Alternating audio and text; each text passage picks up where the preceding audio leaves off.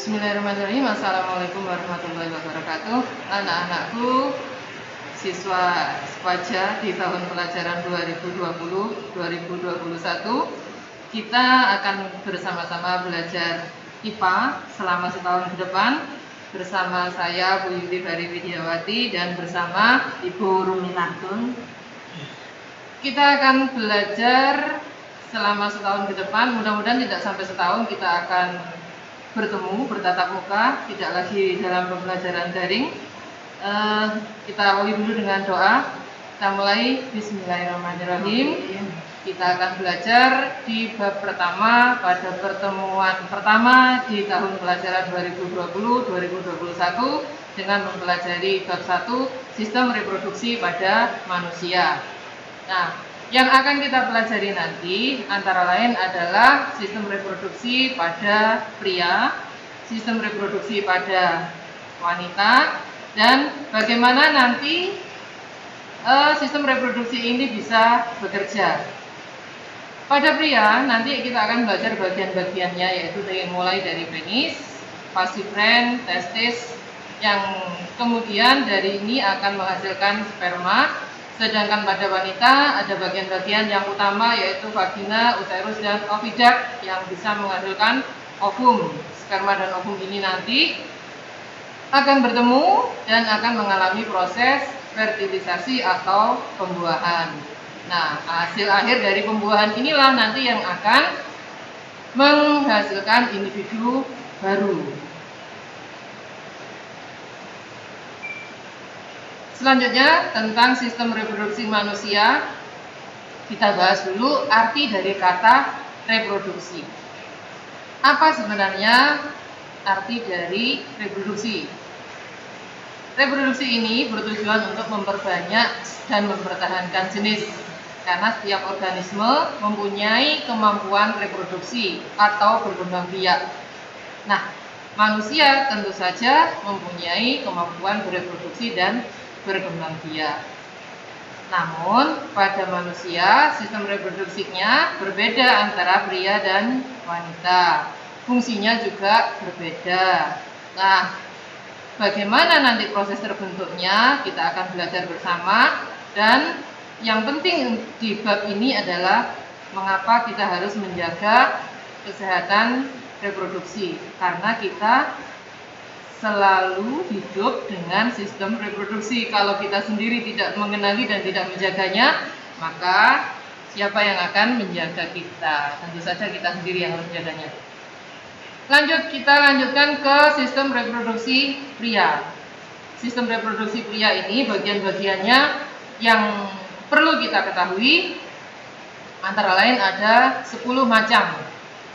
Ke-10 ini berfungsi untuk menghasilkan sel kelamin jantan yang biasa disebut dengan istilah sperma.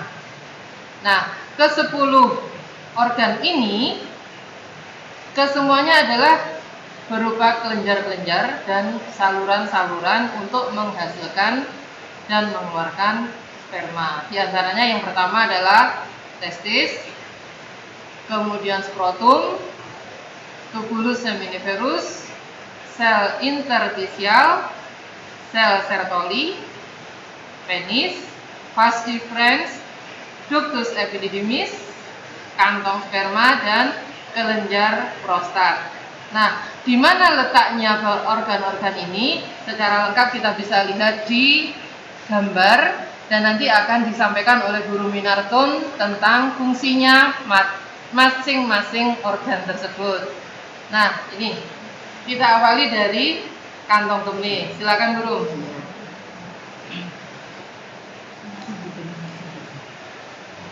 Anak-anak, ini alat-alat reproduksi pada pria dimulai dari bagian yang paling atas, yaitu kantong kemih.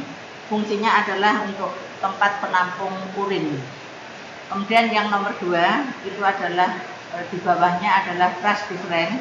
Fungsinya adalah untuk penyalur sel sperma. Ketiga adalah uretra. Uretra ini fungsinya adalah sebagai saluran dari kantong kemih menuju ke penis. Untuk uretra. dibuang ya. Jadi Untuk kalau dibuang, kita kencing, ini penuh, Penuh. kita akan merasa Iya. kepingin kencing. Ini akan ditekan, kemudian air kencingnya akan terjadi keluar. gerakan peristaltik kelihatannya. Jadi kayak peremasan. Oh, Hilang. Nah, kemudian penis adalah sebagai saluran urin dengan saluran sperma, jadi melalui. Jadi kencing juga penis, lewat sini ya, lewat lewat situ, penis, sekaligus sperma yang akan dikeluarkan juga melalui penis. Berikutnya adalah ureter. Ureter ini adalah saluran dari ginjal menuju ke kantong kemih. Cuma ginjalnya tidak terdapat di situ, ya? Di atas ya. Ini dari ginjal menuju ke kantong kemih. Kemudian vesicula seminalis ini adalah penghasil zat yang dipakai untuk perkembangan sperma. Yang kecil ini ya, yang di kecil belakang di ini situ. ya.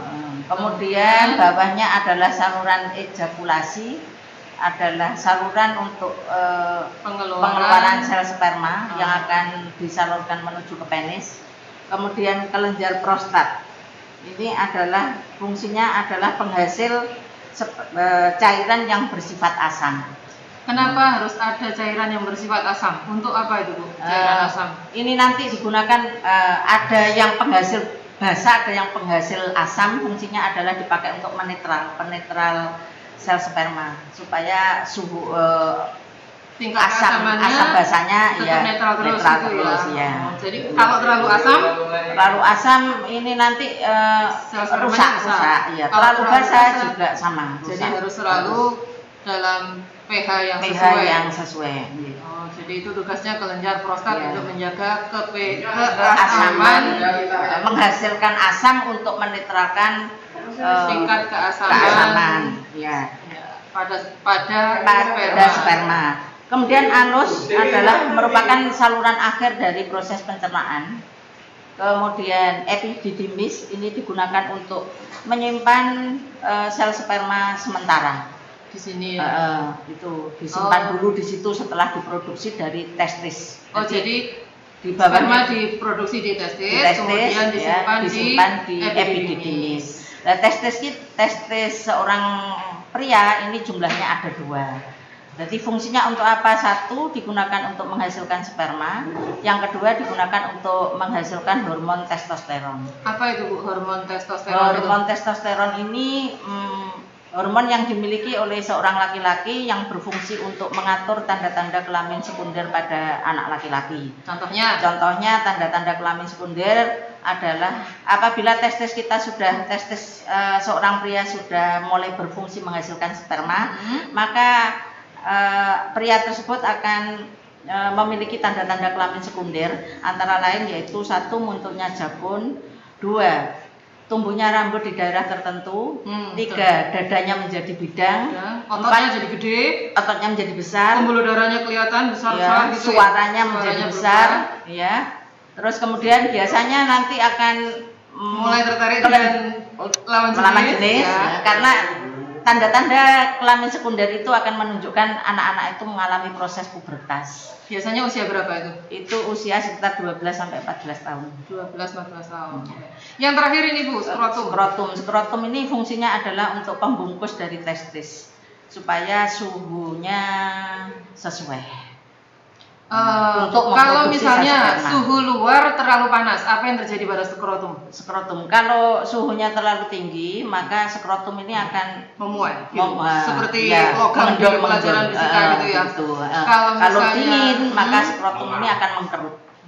Jadi ada mungkin anak-anak pernah melihat adiknya setelah mandi pembungkus testisnya kelihatan mengkerut, itu karena bertujuan untuk menjaga suhu. Menjaga suhu. Kita lanjutkan ke slide berikutnya, yaitu sistem reproduksi pada wanita. Nah, kita mulai melihat perbedaan di sini.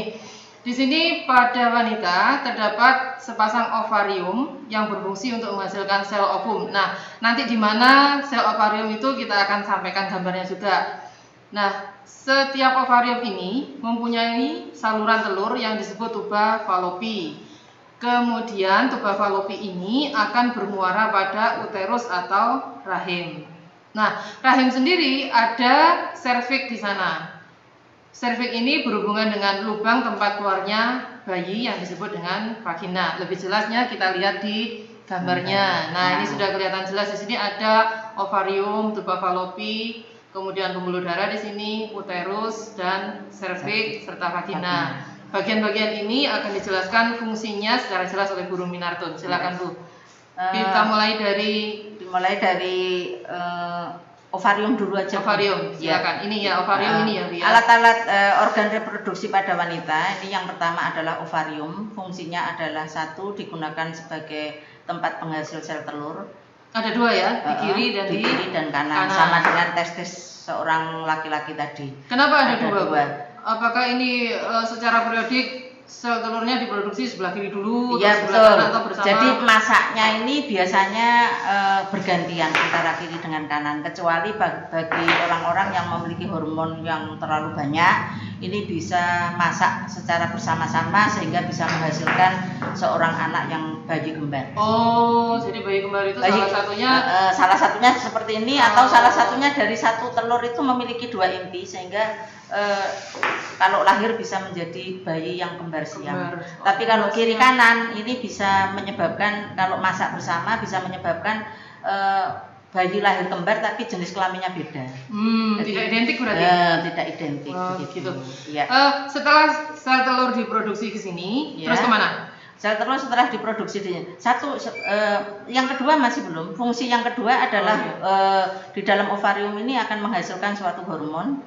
Hormonnya ada dua, yaitu estrogen dengan hormon progesteron. Oh, kalau pada pria tadi hanya testosteron diproduksi di testis. Kalau pada wanita ini di ovarium menghasilkan hormon yang disebut dengan progesteron dengan estrogen. Kenapa fungsinya? Ada dua? Karena yang satu fungsinya digunakan untuk mengatur siklus menstruasi. Yang mana itu? Yang estrogen ya, mengatur siklus menstruasi, sedangkan progesteron ini fungsinya sama dengan testosteron, yaitu mengatur tanda-tanda kelamin sekunder pada seorang wanita. Ciri-cirinya sama mungkin ya? Insya Allah sama, ya munculnya rambut di daerah tertentu, kemudian kalau laki-laki dadanya bidang, kalau perempuan pinggulnya menjadi besar, kemudian munculnya buah dada, kemudian nanti juga sama munculnya kelenjar keringat, kelenjar bau, terus jadilah anak-anak menjadi pubertas. Mulai suka dengan lawan jenis ya. Gitu. Baik, fungsinya sudah ya dua tadi ya, sebagai penghasil sel telur dan penghasil hormon. Selanjutnya masuk ke sel telur tadi, kemudian masuk ke sini. Di mana-mana? Di corongnya, infundibulum. Infundibulum itu mana? Itu ada ya, ini adalah corongnya. Ini corong yang menerima sel telur. Nah, yang menerima ini adalah rumbe-rumbenya, ini adalah fimbriae. Fimbriae. Ya, jadi sel telur keluar dari ovarium itu ditangkap oleh bulu-bulu fimbriae, kemudian dibawa masuk menuju ke infundibulum, dibawa menuju ke tuba fallopi. Tuba fallopi ini ya, sepanjang ini ya tuba fallopi. Apabila sel telur berada di dalam tuba fallopi, apabila bertemu dengan sel sperma, ini akan menyebabkan suatu kehamilan. Dan kalau tidak bertemu dengan sperma, tidak akan hamil, tapi kalau bertemunya ada di situ, itu menyebabkan suatu kehamilan. Sedangkan keluarnya sel telur dari ovarium menuju ke arah tuba fallopi itu disebut dengan masa ovulasi. Masa ovulasi. Berarti pertemuan sel sperma dengan sel telur itu harus di sini. Berarti pada saat masa ovulasi. Iya. Itu kira-kira berapa hari dari setelah? Itu kalau dari proses pembentukan sel telur 1 minggu kemudian itu akan keluar. Kemudian yang paling efektif untuk proses pembuahan itu hanya 3 hari. 3 hari. Setelah itu sel telur akan berjalan terus menuju ke tuba fallopi sampai ke arah rahim. Kalau sudah mendekati ke arah rahim itu sudah sulit untuk dibuah, Ibu. Kondisi telur mungkin sudah berubah. Mungkin seperti itu. Mungkin kalau pada ayam sudah agak rusak.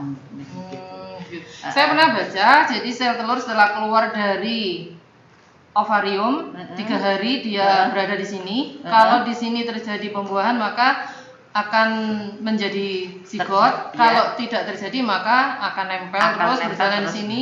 Terjadi atau tidak terjadi pembuahan tetap akan menempel di dalam dinding rahim.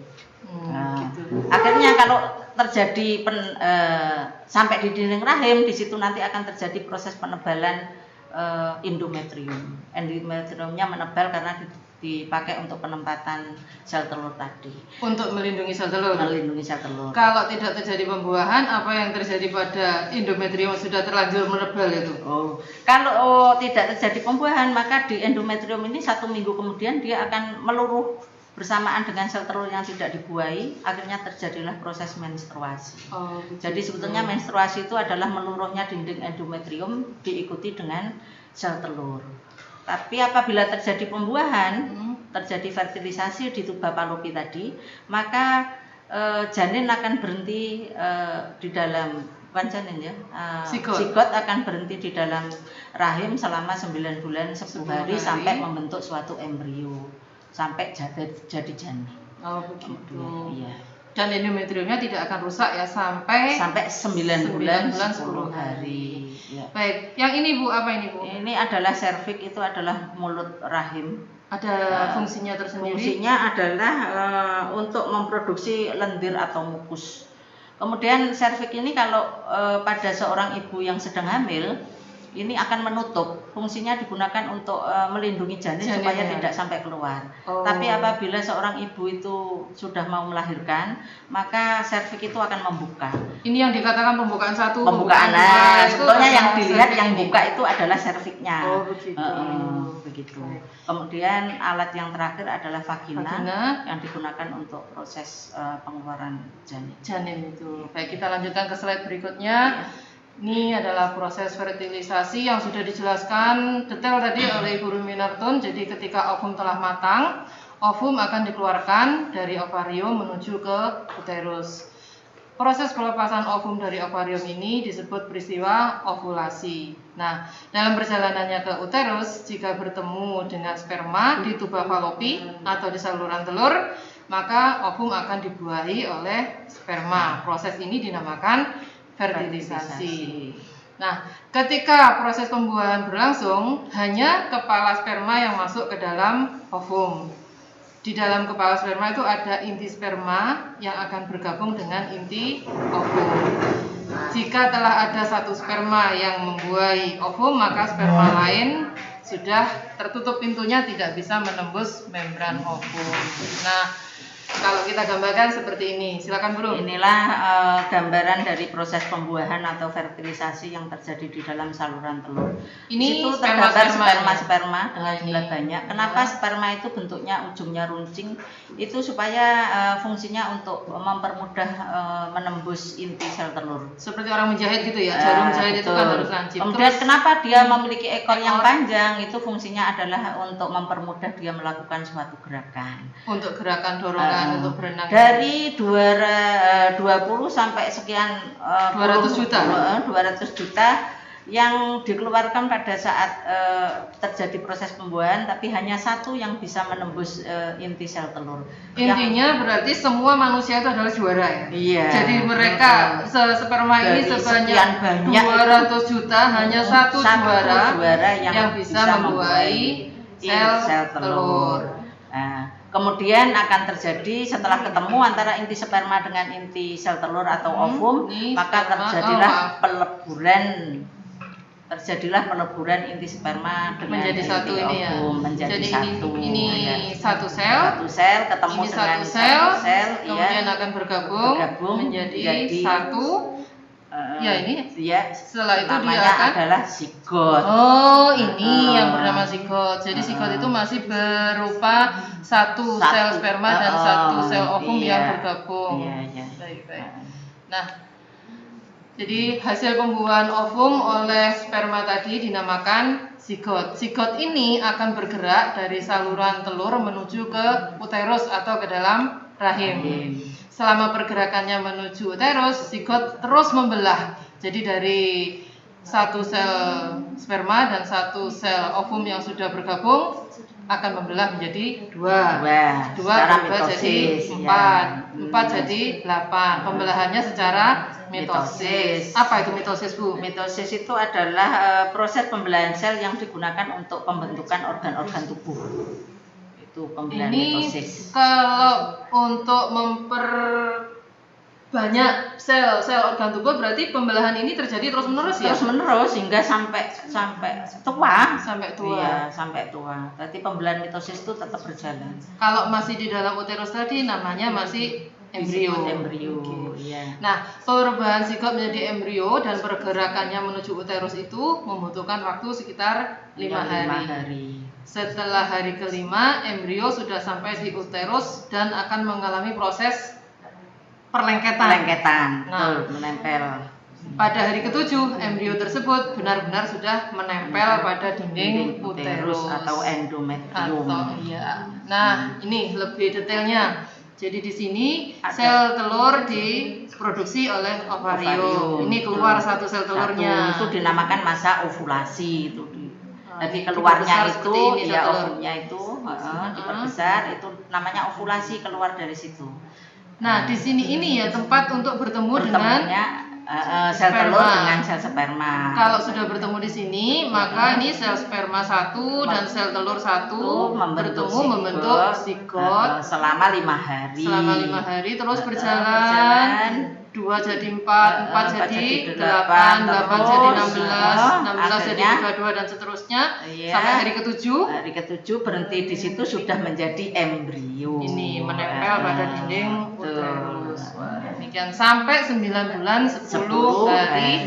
Kemudian dia akan keluar, lahirlah janin. Nah, ketika tadi kita sudah membicarakan sampai hari ke-7. Iya. Ternyata kalau kita ikuti sampai hari ke-12, maka akan terbentuk lapisan luar yang disebut ektodermis dan akan terbentuk lapisan dalam yang disebut endodermis pada embrio. Nah, di antara lapisan luar dan lapisan dalam ada lapisan tengah yang disebut dengan mesodermis. Kalau digambarkan ini ya. Nah, ini endodermisnya yang di dalam. Ini yang di tengah, mesodermis, dan ini yang di luar. Kemudian ada korion, amnion, allantois. Apa ini Bu? Korion apa Bu? Korion adalah saluran yang paling luar yang berfungsi sebagai tempat untuk pertukaran gas. Kemudian, jadi misalnya ada zat-zat yang sudah tidak digunakan di sini, maka akan keluar lewat korion ini ya.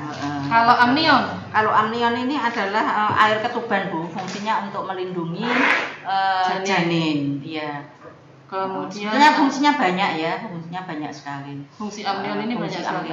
Melindungi janin dari salah benturan. Satunya adalah melindungi janin dari benturan. Yang lain gitu ya. Anak-anak bisa baca lagi melalui di buku paket. Di buku paket ada semuanya. Buku paket ada semua. Kemudian ada juga ini allantois. Allantois ini adalah membran yang ada dalam tahap embrio. Jadi ketika masih tahap embrio ini muncul adanya allantois. Gunanya untuk allantois ini fungsinya untuk menghilangkan sisa metabolisme atau zat yang sudah tidak bisa dibuang. Nanti ini akan berkembang mungkin insya Allah menjadi plasenta. Iya. Sebagai saluran untuk makanan juga untuk sisa metabolisme. Kita lanjutkan di sini. Nah, ini setelah itu tadi kita sampai ke hari 16. Kalau kita lanjutkan sampai ke minggu ke-8 berarti 2 bulan. Maka struktur umum tubuh dewasa telah terbentuk dan plasenta juga telah terbentuk. Itu tadi ya. Gantinya dari allantois tadi. Kemudian ini amnionnya ya, cairan ketubannya. Ini janinnya. Kemudian ini ternyata di dalam tubuh manusia juga ada kantong kuning telur ya. Kemudian ada korion juga. Nah, amnionnya masih terus berkembang sampai janin membesar untuk melindungi janin dari getaran dan tekanan, dari gerakan-gerakan yang membahayakan. Kemudian sampai ini 9 bulan 10 hari ya. Semuanya sudah terlihat utuh sama seperti tubuh dewasa. Ukurannya masih kecil. Namanya janin atau fetus. Nah, setelah 9 bulan 10 hari akan lahir bayi, kemudian berkembang tumbuh menjadi anak-anak, setelah itu menjadi remaja, dewasa, dan menua. Baik, kita sekarang akan lanjut ke siklus haid. Ketika masa pubertas pada wanita yang berusia 10 sampai 15 tahun, maka tubuh wanita ini akan mengalami proses yang dinamakan siklus haid. Siklus haid ini terjadi setiap bulan. Ini dipengaruhi oleh hormon yang dihasilkan oleh ovarium. Hormonnya namanya estrogen. Nah, makanya ada anak yang siklusnya bisa rutin, artinya tanggal 1 ke tanggal 1, ada yang tanggal 1 mundur ke tanggal 15, itu adalah tergantung dari hormon yang dimiliki. Oh begitu. Iya. Nah, perubahan tingkat hormon tadi akan mempertebal jaringan endometrium dalam rahim dan akan memperbanyak darah yang akan menjadi zat makanan bagi telur yang dibuahi. Jadi kalau tadi ada zigot yang masuk ke uterus, maka endometrium akan menebal untuk mempersiapkan zat makanan. Tapi kalau ternyata tidak dibuahi, maka hanya berhenti selama 1 minggu. Hanya 1 minggu dan jaringan endometrium ini akan meluruh. Betul. Jadi kenapa kok hanya 7 hari ini di sini 7 hari ke 1 ini sampai kalau 7. dari awal ya Bu, ini dimulai dari proses menstruasi. Jadi ini minggu ke-1 ini adalah menunjukkan endometrium bersama dengan sel telur sedang meluruh, terjadilah proses menstruasi. Kemudian di minggu kedua itu adalah proses pembentukan sel telur di dalam ovarium. Oh ya, masih di sana ya, di ovarium sana. Di ovarium. Kemudian minggu ketiga adalah masa ovulasi, itu artinya sel telur yang ada di dalam ovarium sudah masak dan keluar menuju ke arah oviduct atau tuba Fallopi. Kemudian minggu keempat ini adalah dindingnya sudah menebal, yang persiapan untuk itu sel telur ada di situ selama 1 minggu. Kalau seminggu ini ternyata tidak berkembang, kembali lagi ke minggu berulang 1 menuju menstruasi kembali. Iya, demikian setiap bulan. Iya. Bagi yang teratur. Iya. Bagi yang tidak teratur karena hormon estrogennya. Hormon termasuk juga makanan ini faktornya. Gitu. Juga gizi mempengaruhi. Oh iya. Jadi kalau hormonnya teratur, maka siklus haidnya juga akan teratur. Baik, lanjut. Ini penjelasannya ya. Minggu ke-1 lapisan rahim meluruh, semua pembuluh darah akan keluar. Kemudian minggu kedua lapisan rahim akan menebal kembali untuk persiapan sel telur berikutnya. Minggu ketiga telur matang lepas dari indung telur. Telur yang dapat dibuahi dalam waktu 3 hari di dalam saluran oviduct tadi. Kemudian minggu keempat telur sudah sampai di rahim. Jika telah dibuahi akan tertanam, nempel, lengket dan berkembang. Tapi jika tidak dibuahi maka akan meluruh keluar bersama lapisan dinding rahim sebagai darah haid. Siklus haid berlangsung hingga perempuan berusia sekitar 40 hingga 50 tahun. Kenapa hanya usia sekian? Karena sel telur manusia itu terbatas jumlahnya, sehingga akan habis pada usia sekitar 40-50 tahun. Itulah yang disebut dengan masa menopause. Menopause itu ya. Kemudian kita kembali ke sistem reproduksi pria. Di sini kita akan membahas tentang ejakulasi. Pada alat reproduksi pria, spermatogonia akan matang menjadi spermatid. Apa itu Bu, spermatogonia dan spermatid itu? Spermatogonia ini adalah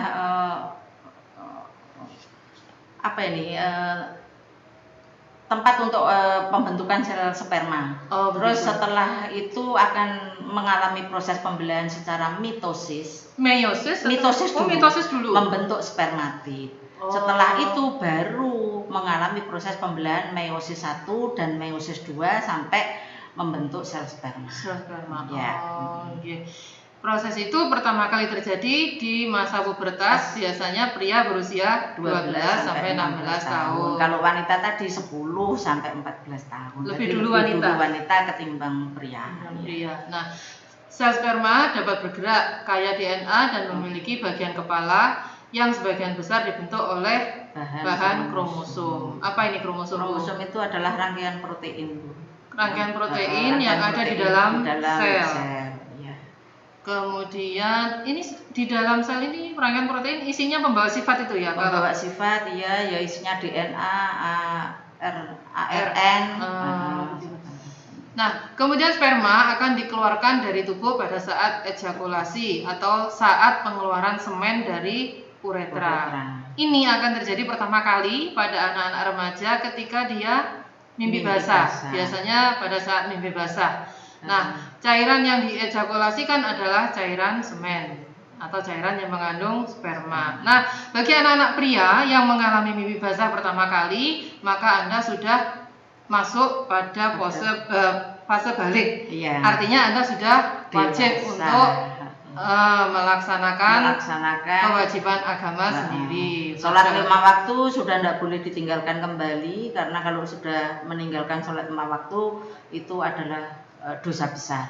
Dan tanggung jawabnya diri sendiri ya. Pada diri sendiri, juga orang tua juga punya peran besar untuk selalu mengingatkan kepada putranya untuk melaksanakan kewajiban sholat 5 waktu. Termasuk anak perempuan. Ya. Kalau anak perempuan diawali dengan proses menstruasi. Kalau anak laki-laki dimulai dengan mimpi basah. Nah, saat itulah peran orang tua besar banget, karena anak-anak ini butuh perhatian yang cukup banyak.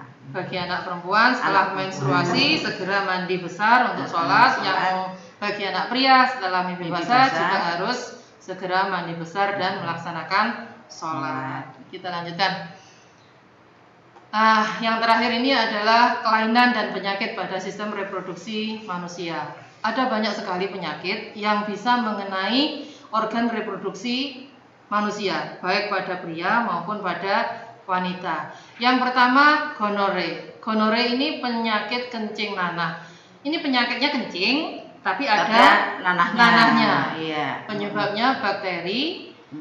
Kemudian ada penyakit lagi, chlamydiasis. Penyebabnya juga bakteri. Ada yang sifilis atau penyakit raja singa, penyebabnya juga bakteri. Kemudian ada herpes yang ada di organ genital, penyebabnya virus. Kemudian candidias, ini biasanya kenanya ke wanita ya. Penyebabnya adalah jamur. Untuk lebih lengkapnya Anda bisa baca di buku paket. Ya, secara lengkap penyebab, kemudian pengobatannya dan pencegahannya. Namun secara umum di sini sudah disampaikan cara-cara yang bisa kita lakukan untuk menjaga kesehatan organ reproduksi. Yang pertama, kita harus menjaga kebersihan organ reproduksi bagian luar. Jadi setelah kencing itu usahakan harus dicuci dengan bersih. Itu biasanya ini kalau anak laki-laki di perjalanan ini jarang ini yang mau melakukan untuk cuci. Biasanya hanya ditunggu sampai air kencingnya habis, kemudian langsung pergi gitu saja. Nah, oleh karena itu ini yang perlu dijaga nomor satu, harus cuci yang nomor satu. Selain juga untuk menjaga kesucian diri sehingga kamu bisa nanti sholat dimanapun juga bagi yang muslim. Lanjut, untuk tips berikutnya adalah kita perlu mengkonsumsi makanan yang higienis, cukup nutrisi, makanannya harus steril, bebas racun dan bahan kimia berbahaya. Ini di kelas 8 dulu Anda sudah pernah belajar tentang zat-zat yang sering ditambahkan ya, zat aditif. Ada apa aja itu, Bu? Ada pemanis, ada pengawet, ada penyedap, kemudian ada pewarna.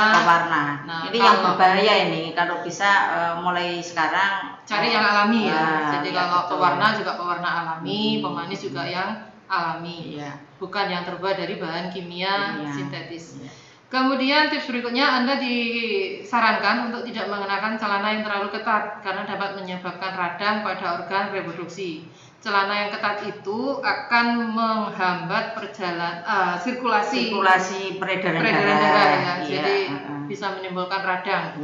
Kemudian pilih pakaian dalam yang berbahan katun. Katun itu yang terbuat dari kapas sehingga dia mudah untuk sirkulasi udara sehingga dingin.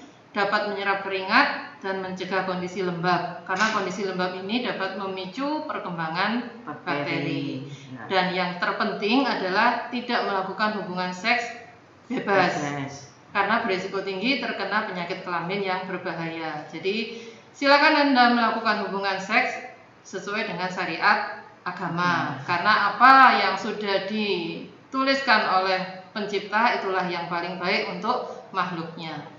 Baik anak-anakku, sampai di sini materi kita untuk bab reproduksi pada manusia. Jika ada pertanyaan, kita bisa bersilaturahmi di WA. ya. Berikut juga tugas-tugasnya nanti juga akan saya lampirkan di WA. Saya dan Guru Minarton mengucapkan selamat belajar. Saya akhiri. Assalamualaikum warahmatullahi wabarakatuh.